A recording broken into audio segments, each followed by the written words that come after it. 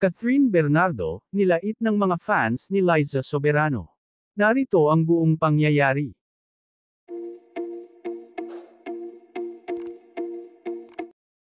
Mukhang hindi matanggap ng supporters ni Liza Soberano, na nakatanggap ng award si Catherine Bernardo bilang Outstanding Asian Star sa 2023 Seoul International Drama Awards, para sa TV series na, Too Good to Be True kamakailan.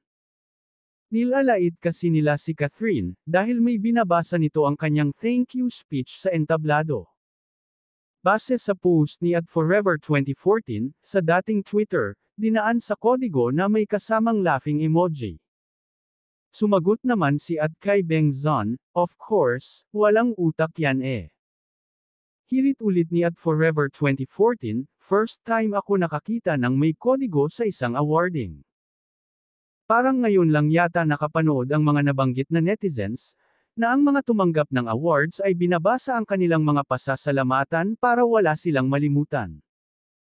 Ganito ang nangyari kay Catherine, inilagay niya sa kanyang cellphone ang mga gusto niyang sabihin sa entablado, sa harap ng maraming tao na hindi niya kalahit.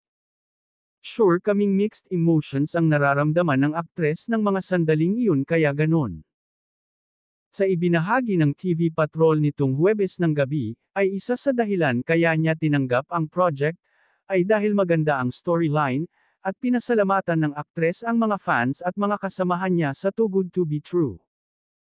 Nang mabasa raw ng aktres ang storyline ng TV series nila ni Daniel Padilla, I fell in love with this project, not only because of its storyline. It's always been more than just sharing a love story, but also spreading awareness on Alzheimer's disease, and educating people about those who struggle with it, and how we can offer them the best support they need. Anyway, nagpapalitan ng mga komento ang mga tagahanga ng dalawang aktres, na mapapailing ka na lang, at karamihan sa mga nagsabi ay napahiya, kasi sa Hollywood kaya nag-Korea na lang. Napaisip tuloy kami na kung nanatili sa ABS-CBN si Liza Soberano, kahit hindi na siya nag-renew sa manager niyang si OG Diaz, ay sigurado kaming may mga projects pa rin siya.